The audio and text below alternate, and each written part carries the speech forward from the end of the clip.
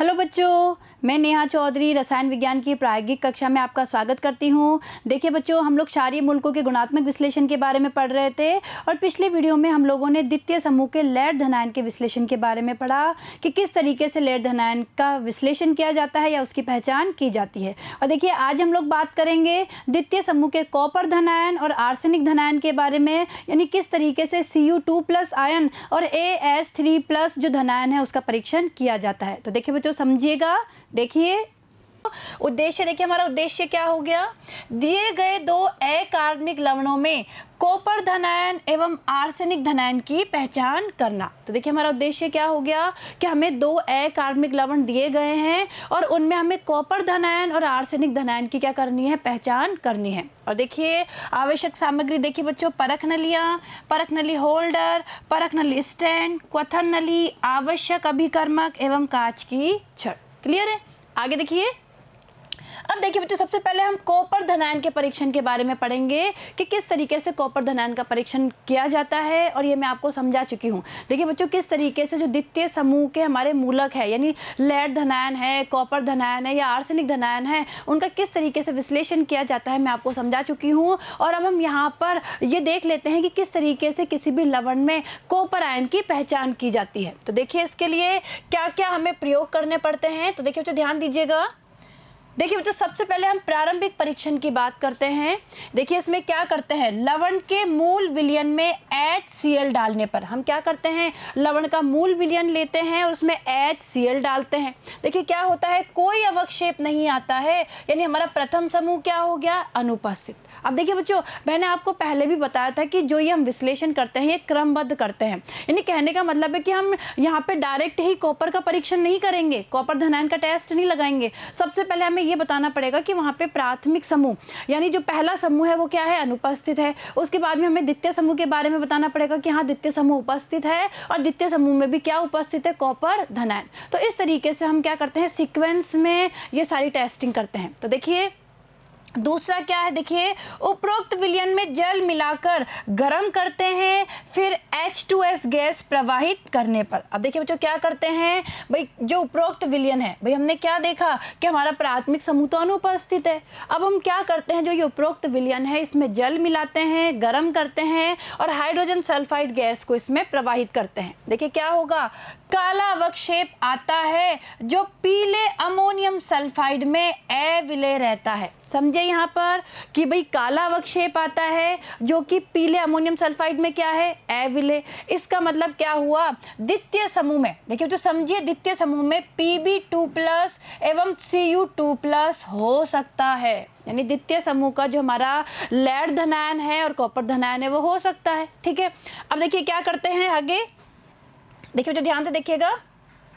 अब देखिए अवक्षेप को तनु नाइट्रिक अम्ल में घोलने के बाद कुछ बूंदे अल्कोहल की और तनु H2SO4 की मिलाने पर, अब हम क्या करते हैं कि जो ये काला अवक्षेप आया है इस अवक्षेप को हम क्या करते हैं, तनु नाइट्रिक अम्ल में घोलते हैं। उसके बाद कुछ बूंदे अल्कोहल की मिलाते हैं और कुछ बूंदे यहाँ पे हम किसकी मिलाते हैं, तनु H2SO4 की। और अब देखिए, अब कोई अवक्षेप नहीं आता है, यानी अगर हमारा कोई भी अवक्षेप नहीं आता है इसका मतलब हमारा जो कॉपर धनायन है वो हो सकता है। तो देखिए बच्चों, हमें यहाँ क्या पता लगा, भाई यहाँ तक हमें ये पता लगा कि प्रथम समूह अनुपस्थित है और द्वितीय समूह में कॉपर धनायन हो सकता है।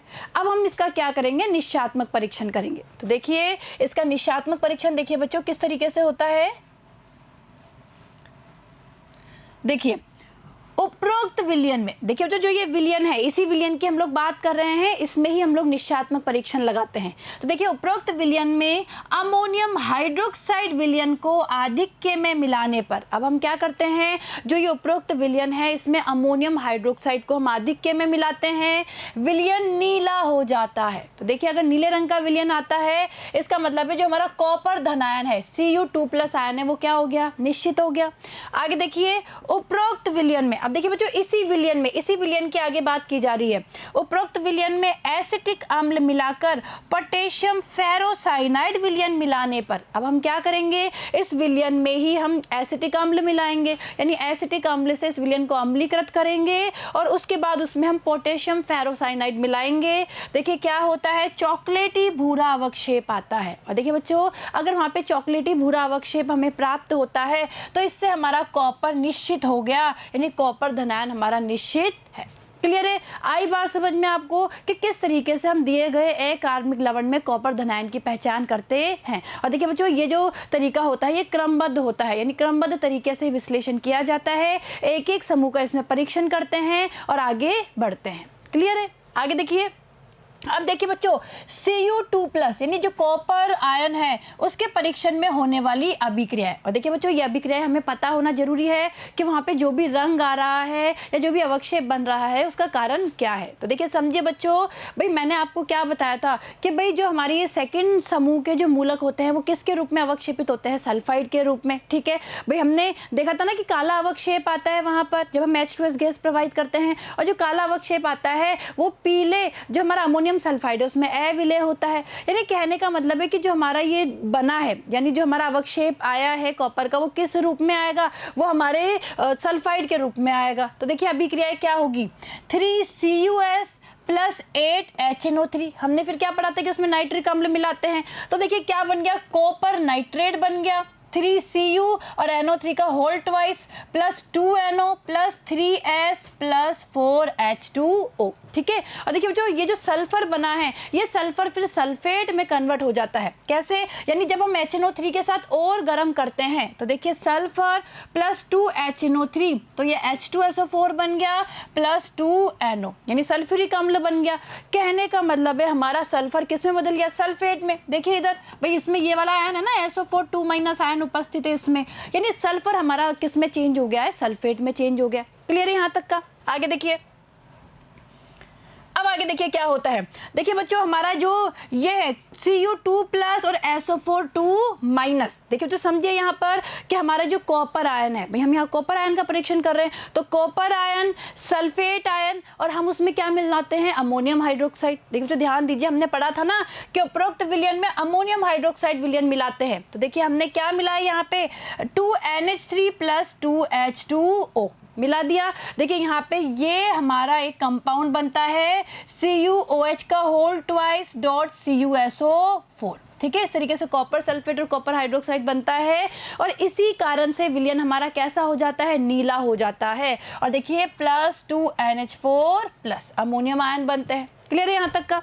अब देखिए आगे क्या होता है, जो हमारा ये संकुल बना है, ये जो बना है, तो ये जो बना है बेटा हमारा जो कंपाउंड है ये क्या करेगा, 8NH3 इस अमोनिया से दोबारा अभिक्रिया करेगा। भाई अमोनियम हाइड्रोक्साइड डाल रहे हैं हम लोग, इससे दोबारा अभिक्रिया करेगा और एक ये संकुल बन जाएगा। देखिए बच्चों, ये संकुल है और ये इस संकुल का कलर और गहरा नीला होता है। तो देखिए बच्चों 2 और ब्रैकेट में क्या है, Cu NH3 का NH3 और बाहर क्या है 4 और ये ब्रैकेट के बाहर है SO4। तो ये जो संकुल बना है हमारा कॉपर का, इस संकुल का ही कलर क्या होता है, गहरा नीला। और इसी कारण से क्या होता है, जब हम अमोनियम हाइड्रोक्साइड विलयन मिलाते हैं, देखिए समझे यहाँ पर जब उपरोक्त विलयन में अमोनियम हाइड्रोक्साइड विलयन को आधिक्य में मिलाते हैं, देखिए आधिक्य की बात हो रही है, तो विलयन कैसा हो जाता है, नीला। तो समझ में आया? इस तरीके से ये कंपाउंड बनता है। देखिए ये कंपाउंड बनता है और देखिए ये जो कंपाउंड है ये क्या करेगा, अब भाई हम अमोनिया से अभिक्रिया करेगा, क्योंकि हम क्या कर रहे हैं, अमोनियम हाइड्रोक्साइड को आधिक्य में डाल रहे हैं। तो क्या होगा, ये जो कंपाउंड है ये हमारा क्या करेगा, अमोनिया से अभिक्रिया करेगा और देखिए ये संकुल बनेगा और इस संकुल के कारण ही कैसा रंग प्राप्त होता है, गहरा नीला। यानी ये कॉपर का हमारा एक संकुल बनता है। ठीक है बच्चों, और देखिए ये संकुल हमारा क्या है, अगर हम ध्यान से देखेंगे तो इस संकुल का नाम हमारा क्या है, टेट्राएमीन कॉपर। देखिए टेट्राएमीन कॉपर सल्फेट हमारा संकुल है। और अगर कॉपर की बात की जाए तो कॉपर यहाँ पे जो ऑक्सीकरण अवस्था है कॉपर की वो सेकंड है, यानी क्या हो गया, इसका नाम क्या हो गया, हेक्साएमीन कॉपर सेकंड सल्फेट। ठीक है, तो इस संकुल का क्या होता है, निर्माण होता है। क्लियर है। अब आगे देखिए बच्चों, अब हम क्या करते हैं, उपरोक्त विलयन में एसिटिक अम्ल मिलाते हैं। देखिए भाई, उपरोक्त विलयन में हम एसिटिक अम्ल मिलाएंगे, यानी इसी विलयन में हमने क्या मिलाया, एसिटिक अम्ल। तो देखिए ये जो हमारा संकुल बना था, देखिए बच्चों ये जो संकुल बना था जिसके कारण गहरा नीला रंग आता है, ये एसिटिक अम्ल के साथ, एसिटिक अम्ल के 4 अणुओं के साथ अभिक्रिया करेगा और क्या बन गया, कॉपर सल्फेट और अमोनियम एसीटेट के 4 अणु बन गए। देखिए बच्चों वापस समझिए, हम उपरोक्त विलयन में ही एसिटिक अम्ल डाल रहे हैं, तो ये जो हमारा संकुल बना था, ये संकुल ही क्या करेगा, एसिटिक अम्ल से अभिक्रिया करेगा, वहां पे कॉपर सल्फेट और अमोनियम एसीटेट का निर्माण होगा। आगे देखिए, अब हम उसमें क्या मिला रहे हैं, पोटेशियम फेरोसाइनाइड। अरे भाई देखिए इधर बच्चों, अब हम इसमें क्या मिला रहे हैं, पोटेशियम फेरोसाइनाइड। तो देखिए अब क्या होगा, जो ये कॉपर सल्फेट बना है, इसमें जैसे ही पोटेशियम फेरोसाइनाइड मिलाएंगे, देखिए पोटेशियम फेरोसाइनाइड है K4 Fe और ब्रैकेट में Cn और बाहर 6, ठीक है। तो कॉपर सल्फेट और जो हमारा पोटेशियम फेरोसाइनाइड है, इसके बीच में अभिक्रिया होगी और ये एक संकुल बनेगा। और देखिए बच्चों, इस संकुल के कारण ही कैसा रंग प्राप्त होता है, चॉकलेटी भूरा, या हम बोल सकते हैं चॉकलेटी भूरे रंग का अवक्षेप प्राप्त होता है। और देखिए यहाँ पर ये जो संकुल बना है, इसका नाम क्या है, देखिए बच्चों इसका नाम है कॉपर हेक्सासाइनोफेरेट सेकेंड, ठीक है। तो ये जो संकुल बना है, इसके कारण ही हमें चॉकलेटी भूरा अवक्षेप वहां पे प्राप्त होता है और इससे हमें क्या पता लग जाता है कि जो हमारा कॉपर धनायन है वो निश्चित है, ठीक है। तो देखिए बच्चों, ये अभिक्रिया आपको पता होनी चाहिए, कभी कभी पूछ ली जाती है कि वहां पे जो रंग आया है, वो जो अवक्षेप आया है, वो किस कारण से है। क्लियर है, आया समझ में ये आपको कि किस तरीके से कॉपर का विश्लेषण किया जाता है। आगे देखिए, अब हम बात करेंगे आर्सेनिक धनायन का परीक्षण कैसे करते हैं। देखिए बच्चों, अब हम आर्सेनिक की बात करेंगे। देखिए किस तरीके से आर्सेनिक का परीक्षण करते हैं हम लोग। देखिए इसमें भी सबसे पहले प्रारंभिक परीक्षण करेंगे। लवण के मूल विलयन में HCl डालने पर क्या होगा, कोई अवक्षेप नहीं आता है, प्रथम समूह हमारा क्या हो गया, अनुपस्थित हो गया। आगे देखिए, उपरोक्त विलयन में जल मिलाकर गर्म करते हैं, फिर H2S गैस प्रवाहित करने पर क्या होगा, पीला अवक्षेप आता है। देखिए जो ध्यान दीजिए, अब पीला अवक्षेप आता है जो पीले अमोनियम सल्फाइड में विलय रहता है। अब समझिए बच्चों, यहाँ पर अगर द्वितीय समूह की बात करें तो अगर हम लेड धनायन और कॉपर धनायन की बात करते हैं, जब तो यहाँ पे कौन सा अवक्षेप आता है, काला अवक्षेप आता है जो कि पीले अमोनियम सल्फाइड में अविलय होता है या अघुलनशील होता है। जबकि हम यहाँ पे आर्सेनिक की बात करें, हम आर्सेनिक का टेस्ट कर रहे हैं, तो उस कंडीशन में यहाँ पे पीला अवक्षेप आता है जो पीले अमोनियम सल्फाइड में विलय होता है। इससे ये पता लगता है कि आर्सेनिक AS3+ हो सकता है, यानी जो हमारा आर्सेनिक धनायन है वो हो सकता है। अब हम आगे क्या करते हैं, उसका निश्चयात्मक परीक्षण। देखिए आगे, देखिए बच्चों निश्चयात्मक परीक्षण कैसे होता है, ध्यान दीजिएगा। अब देखिए, उपरोक्त विलयन को तनु HCl से अम्लीकृत करने पर, अब हम क्या करेंगे, इस उपरोक्त विलयन में तनु HCl डालेंगे। देखिए क्या होगा, वही पीला अवक्षेप आता है, तो इसका मतलब हो गया हमारा आर्सेनिक क्या है, निश्चित है। और इसी तरीके से देखिए, उपरोक्त अवक्षेप को सांद्र नाइट्रिक अम्ल के साथ गर्म कर अमोनियम मॉलिब्डेट विलयन मिलाने पर, अब हम क्या करते हैं, जो उपरोक्त हमारा पीला अवक्षेप प्राप्त हुआ है, इसको सांद्र नाइट्रिक अम्ल के साथ गर्म करते हैं, जिससे क्या होगा, अवक्षेप घुल जाएगा और उसके बाद इसमें हम अमोनियम मॉलिब्डेट मिलाते हैं। और जैसे अमोनियम मॉलिब्डेट का विलयन मिलाएंगे, वहां पे कैसा अवक्षेप प्राप्त होता है, कैनरी पीत अवक्षेप हमें प्राप्त होता है। इससे कंफर्म हो गया कि हमारा आर्सेनिक क्या है, निश्चित है।